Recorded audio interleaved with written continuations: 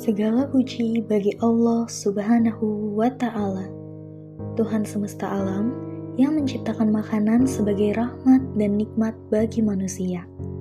Namun, di balik kenikmatan tersebut tersembunyi ancaman yang serius, yaitu pencemaran. Pada video kali ini, kita akan membahas mengenai bagaimana analisis, dampak, dan pencegahan bahan pencemar makanan, termasuk bagaimana standar bahan pangan. Salah satu cara untuk menganalisis pencemar dalam makanan adalah dengan menggunakan spektrofotometer. Spektrofotometer merupakan perangkat yang terdiri dari dua bagian utama, yaitu spektrometer dan fotometer.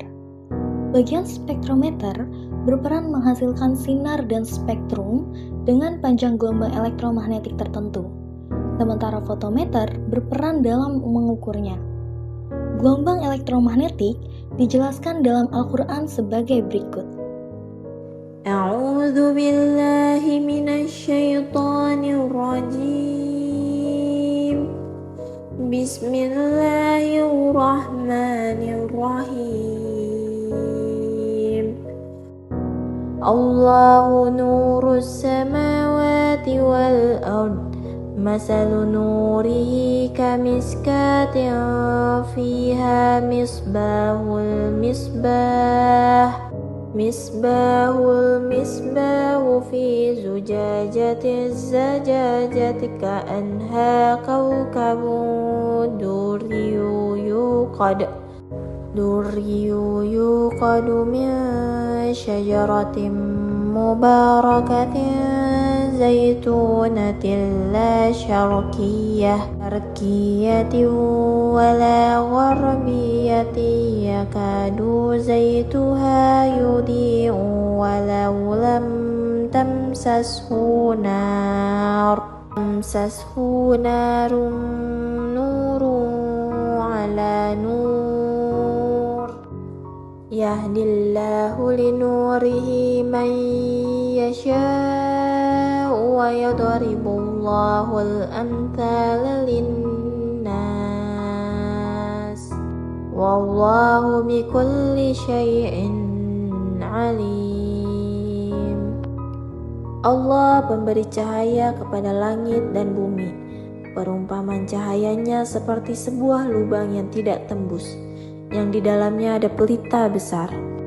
Pelita itu di dalam tabung kaca, dan tabung kaca itu bagaikan bintang yang berkilauan, yang dinyalakan dengan minyak dari pohon yang diberkahi, yaitu pohon zaitun yang tumbuh tidak di timur dan tidak pula di barat, yang minyaknya saja hampir menerangi walaupun tidak disentuh api. Cahayanya di atas cahaya berlapis-lapis. Allah pemberi petunjuk kepada cahayanya bagi orang yang Dia kehendaki. Dan Allah membuat perumpamaan bagi manusia. Dan Allah Maha mengetahui segala sesuatu. Quran Surah An-Nur ayat 35. Dalam konteks gelombang elektromagnetik, cahaya adalah bentuk dari gelombang elektromagnetik. Analogi mengenai cahaya dalam ayat tersebut dapat diartikan sebagai pengetahuan dan petunjuk dari Allah Subhanahu wa Ta'ala yang memberikan pencerahan bagi manusia. Gelombang elektromagnetik termasuk cahaya membawa informasi dan energi yang dapat memberikan wawasan dan pemahaman kepada manusia sejalan dengan petunjuk darinya.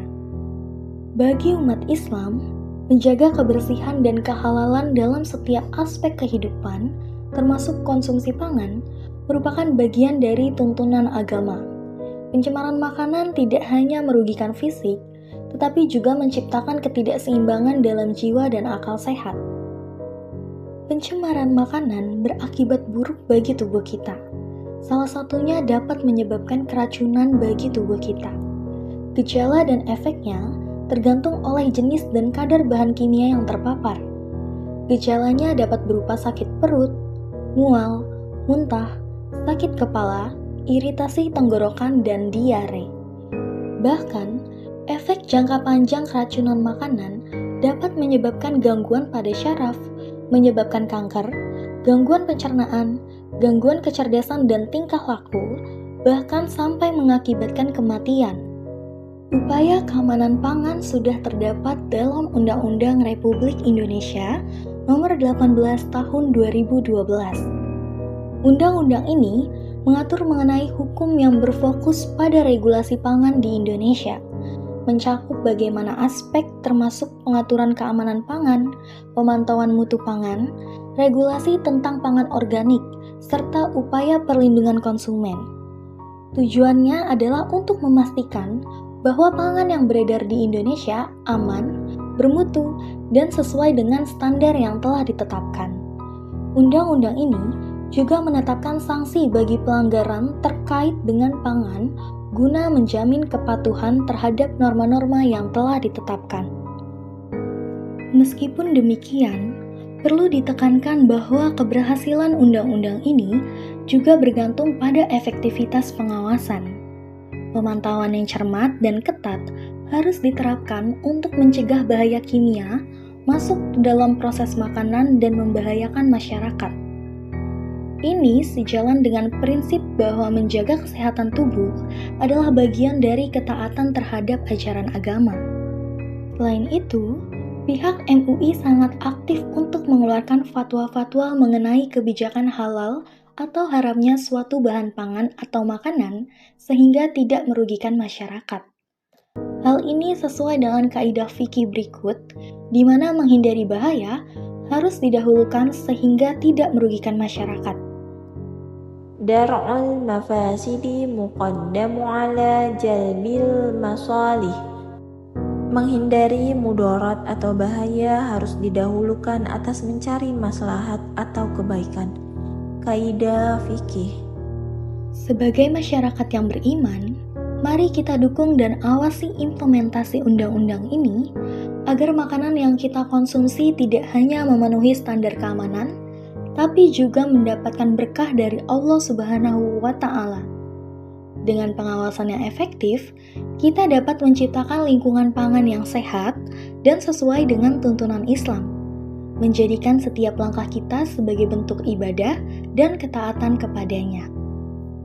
Dalam konteks keamanan pangan, pemahaman akan bahaya pencemaran makanan menjadi langkah awal yang krusial. Umat Islam diajarkan untuk menjaga tubuhnya sebagai amanah, termasuk menjaga kebersihan dan kehalalan konsumsi pangan. Masyarakat memiliki peran utama dalam upaya pencegahan, pengendalian, pemantauan, dan evaluasi keamanan pangan. Dengan memahami dampak pencemaran makanan, kita dapat berperan aktif dalam menjaga kesehatan diri dan sesama manusia. Praktik hidup sehat dan pilihan makanan yang baik menjadi bentuk implementasi nilai-nilai Islam dalam kehidupan sehari-hari. Selain itu, media memiliki peran penting dalam menyampaikan informasi mengenai bahan kimia dalam pencemar makanan. Masyarakat perlu waspada terhadap produk makanan yang dilaporkan tercemar dan bijak untuk menghindari mengonsumsinya sampai ada bukti ilmiah mengenai keamanan produk tersebut. Ini adalah bentuk ikhtiar dan tawakal dalam melindungi diri sendiri dari potensi bahaya yang dapat mengganggu kesehatan dan kesejahteraan. Al-wiqayatu khairu minal alaj. Pencegahan lebih baik daripada pengobatan. Dalam menjalani kehidupan sehari-hari, marilah kita bersama-sama mengintegrasikan nilai-nilai Islam dalam upaya menjaga kebersihan dan keamanan pangan. Dengan demikian, kita tidak hanya melindungi tubuh kita sebagai amanah, tetapi juga mengamalkan prinsip bahwa pencegahan adalah kunci utama dalam memastikan keberkahan dan kesejahteraan dalam hidup kita. Semoga kita selalu dijauhkan dari segala bentuk bahaya dan mendapatkan keberkahan dalam setiap langkah kita. Amin, amin, ya Rabbal Alamin.